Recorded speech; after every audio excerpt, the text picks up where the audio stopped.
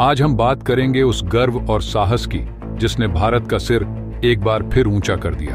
यह कहानी है भारत के उस कड़े प्रहार की जिसे बांग्लादेश कभी भूल नहीं पाएगा। जब कोई हमारी मातृभूमि की ओर आंख उठाने की हिम्मत करता है तो उसे ऐसा जवाब मिलता है जिसे उसकी आने वाली 7 पुश्तें याद रखेंगी।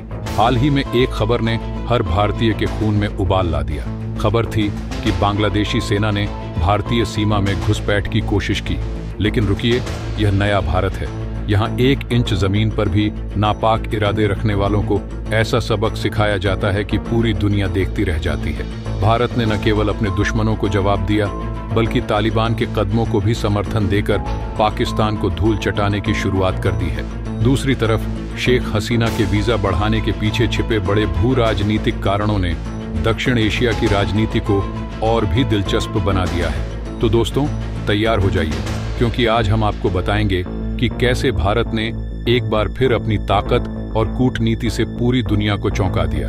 अगर आप भी इस गर्व भरे सफर में हमारे साथ हैं तो इस वीडियो को लाइक करें और अपने दोस्तों के साथ शेयर करें। सबसे जरूरी बात, कमेंट बॉक्स में जय हिंद जरूर लिखें, क्योंकि जय हिंद कहना हम सब के लिए गर्व की बात है। दोस्तों, आज का विषय ऐसा है जो हर भारतीय के दिल को गर्व और साहस से भर देगा। हम बात कर रहे हैं भारत की सीमा सुरक्षा, दुश्मनों को करारा जवाब और हमारे पड़ोसी देशों के साथ बदलते भू राजनीतिक समीकरणों की। यह कहानी न केवल भारत की ताकत की, बल्कि हमारे वीर सैनिकों और जागरूक नागरिकों की उस जज्बे की भी है जो हमारी मातृभूमि की हर इंच की रक्षा के लिए अडिग रहते हैं। सबसे पहले बांग्लादेश से आ रही उस खबर पर गौर करें जिसने हर भारतीय को सतर्क कर दिया।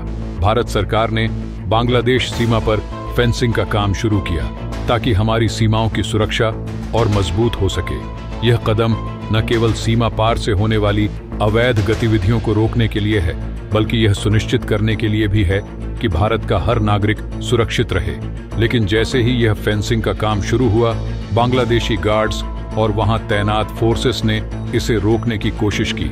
उनका दावा था कि भारत उनकी जमीन पर कब्जा कर रहा है, लेकिन दोस्तों, सच्चाई यह है कि भारत ने हमेशा अपनी सीमाओं के भीतर रहकर काम किया है। जब बांग्लादेशी फोर्सेस ने अवैध दावा किया तो हमारे सैनिकों ने स्पष्ट शब्दों में जवाब दिया, यह भारत की भूमि है और यहाँ की हर इंच पर तिरंगा लहराता रहेगा।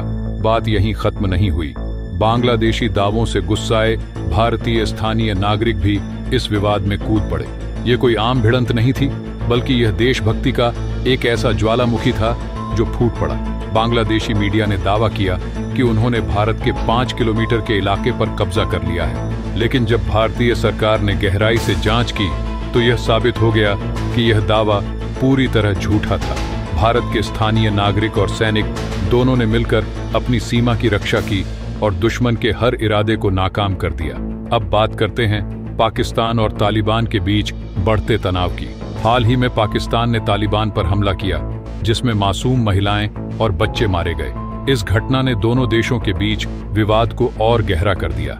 लेकिन यहाँ असली खेल कुछ और है। तालिबान और भारत के बीच अब एक नया समीकरण बनता नजर आ रहा है। तालिबान ने भारत को सुरक्षा की गारंटी दी है कि पाकिस्तान अफगानिस्तान में भारत के किसी भी प्रोजेक्ट को नुकसान नहीं पहुंचा सकता। अगर ऐसा कुछ होता है तो तालिबान खुद पाकिस्तान के खिलाफ कार्रवाई करेगा। यह बयान न केवल पाकिस्तान के लिए एक कड़ा संदेश है, बल्कि यह भी दिखाता है कि भारत की कूटनीति कितनी मजबूत है। भारत ने हमेशा अफगानिस्तान की मदद की है, चाहे वह 50,000 मीट्रिक टन गेहूं हो, 300 टन दवाइयां, भूकंप राहत सामग्री या फिर विकास के लिए चलाए गए बड़े प्रोजेक्ट्स। यही वजह है कि तालिबान आज भारत का सम्मान करता है और पाकिस्तान के खिलाफ कड़ा रुख अपना रहा है। तीसरी बड़ी खबर बांग्लादेश की पूर्व प्रधानमंत्री शेख हसीना से जुड़ी है। मौजूदा हालातों के चलते शेख हसीना पिछले 7 महीनों से भारत में रह रही हैं। बांग्लादेश की मौजूदा सरकार ने उनका पासपोर्ट रद्द कर दिया है और उन्हें वापस भेजने की मांग की है, लेकिन भारत ने उनका वीजा बढ़ाकर यह साबित कर दिया कि वह अपने दोस्तों का साथ कभी नहीं छोड़ता। यह कदम न केवल शेख हसीना की सुरक्षा के लिए था, बल्कि यह भारत की कूटनीति की ताकत को भी दर्शाता है। भारत ने दिखा दिया कि वह अपने विश्वसनीय साथियों की हर तरह से मदद करने के लिए तैयार है।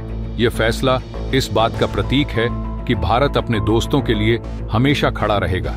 अब बात करते हैं म्यांमार की, जहां अराकान आर्मी तेजी से अपनी पकड़ मजबूत कर रही है।